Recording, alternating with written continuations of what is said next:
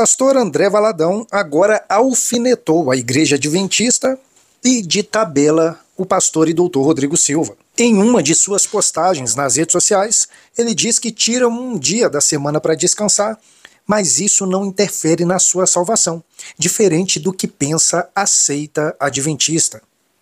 Ao ser questionado por que se chama a Igreja Adventista de seita, André Valadão escreveu: vejamos apenas alguns ensinos heréticos do Adventismo. Ellen White afirma que a obra redentora de Jesus Cristo na cruz foi incompleta, vindo completar-se somente no ano de 1844. Como referência, ele citou o livro O Grande Conflito, página 420 e 421. Afirma que Jesus Cristo não fez expiação na cruz pelos nossos pecados. Livro Em Definição da Doutrina, página 12. Afirma também que Jesus, após a sua ressurreição, estava inseguro, pois ele não tinha certeza de que seu sacrifício havia sido perfeito. Referência, livro Vida de Jesus, página 204. Ellen White afirma categoricamente que Deus disse a ela o dia e a hora da vinda de Jesus. Referência, livro Primeiros Escritos, página 14 e 15. Ellen White, em O Espírito de Profecia, afirmou que a Igreja Adventista do Sétimo Dia é a única igreja verdadeira neste mundo e que as demais igrejas cristãs protestantes foram rejeitadas por Deus após o ano de 1844.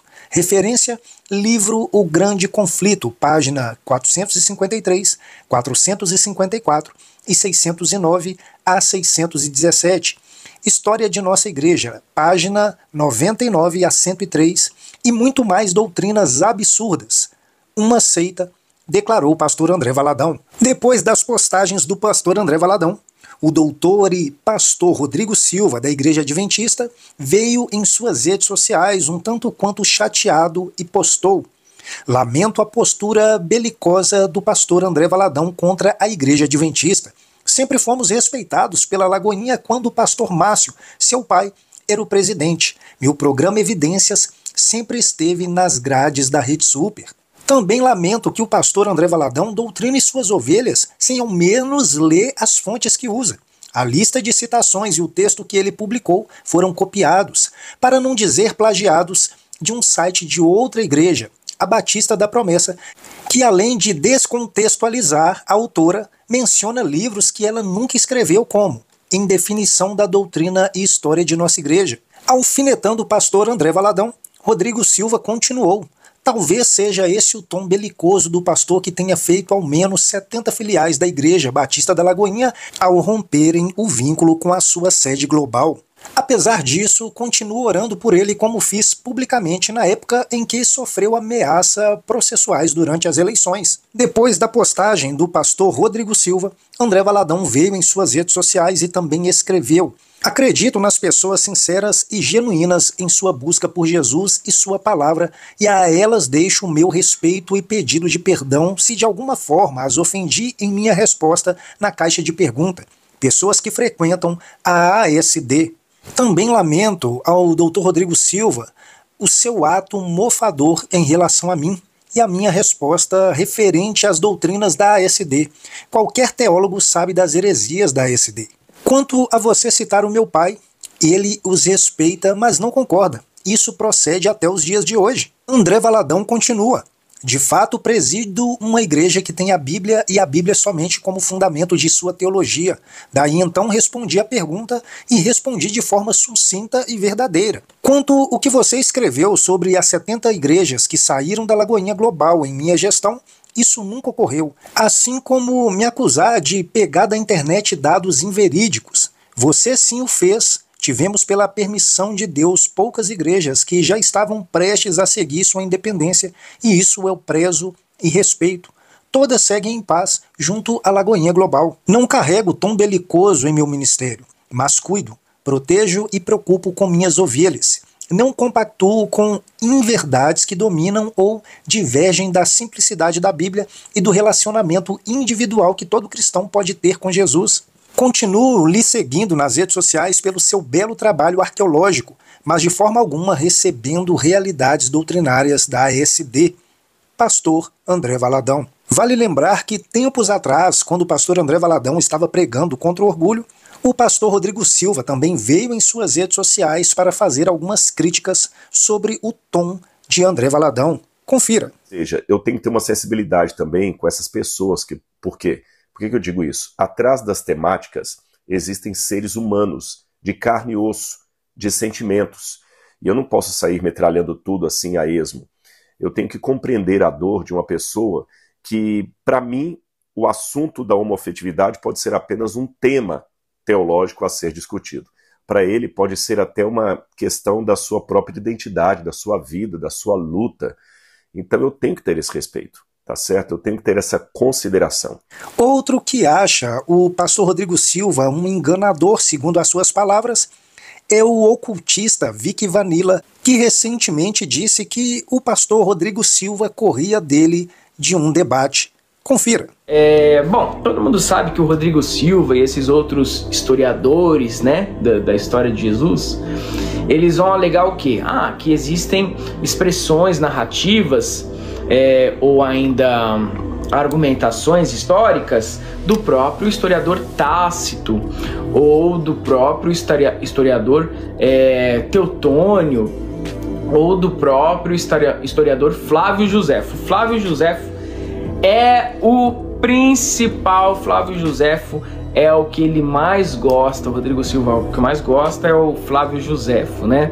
E então, na época de Jesus, você não tem um único historiador ali do começo do século I, nascido junto com ele, com a mesma idade que ele, falando: olha que bacana, olha o que ele fez, né? E o pessoal cai nessa besteira de acreditar em Rodrigo Silva e nesses outros fanfarrões que se escondem de debates, cai na besteira de acreditar que Flávio Josefo era contemporâneo a Jesus. Flávio Josefo era 40 anos, nasceu 40 anos depois da morte do Cristo, né? O cristianismo já está acabando em várias partes do mundo, nós vemos ele dando seus últimos suspiros. Creio que daqui uns 20, 30 anos já esteja completamente derrubado e Jesus vai virar um símbolo como ele é, assim como outros, né? Assim como Krishna, assim como Buda. As pessoas podem até pegar as boas mensagens destes símbolos, mas lembrando que não há um Jesus histórico, ele é um arquétipo utilizado pelos romanos.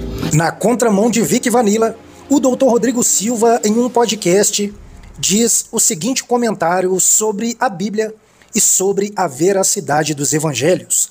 Confira.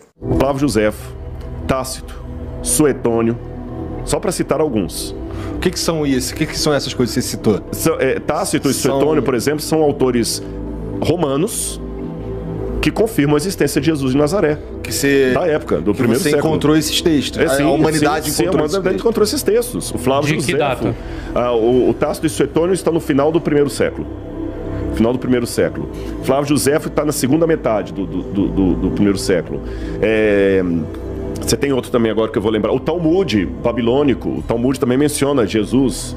O que acontece? O problema é que o pessoal às vezes coloca a Bíblia como se uma coisa ridicularizada, é coisa besteira, é só crente. Eles pensam sempre no crente como aquele gado. Não é, gente. E vou mais além. Vou comparar Jesus com Alexandre o Grande. Eu particularmente acredito que o Evangelho de Marcos foi composto por volta do ano 50. Eu tenho evidências da papirologia, não vou destrinchá-las aqui por questão de tempo. Mas mesmo aqueles que colocam os evangelhos todos depois do ano 70, eu coloco como sendo anterior ao ano 50, 60. Mas mesmo aqueles que colocam os evangelhos depois do ano 70, os evangelhos estão distantes de Jesus 30 anos. Só que a biografia de Alexandre, mais antiga, está distante dele 300 anos. E dessa biografia de Alexandre, que está distante dele 300 anos, a cópia mais antiga que eu tenho está mais 300 anos na frente. Então, eu tenho que supor que essa cópia de 300 anos depois esteja fiel a última coisa que vocês ouviram e torcer para isso ser fiel à vida dele. Exatamente. Agora, os evangelhos estão distantes de Jesus apenas algumas décadas.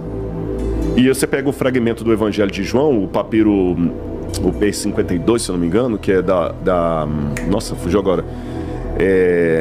Daqui a pouco eu vou lembrar. É um texto de João, do Evangelho de João, que data aproximadamente do ano 130. Ele está distante do original de João apenas uns 30 anos. Olha a diferença. Nossa, a gente fugiu agora. O nome do papel é o P.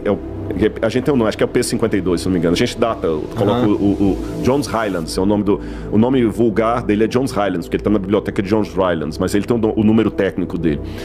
Nem a Eneida de Virgílio, nem os diários de Marco Aurélio, nada, nenhum livro foi tão perseguido, proibido e destruído quanto a Bíblia Sagrada. Foi o livro mais queimado, mais destruído, mais proscrito, mais proibido, e é o livro que deixou a maior quantidade de cópias manuscritas. E aí, o que você achou de tudo isso que foi mostrado nesse vídeo? Deixe o seu comentário aí. Não deixe de se inscrever em nosso canal, ative o sininho para receber todas as nossas notificações, dê um toque no botão curtir e eu estou esperando por você aqui no próximo vídeo.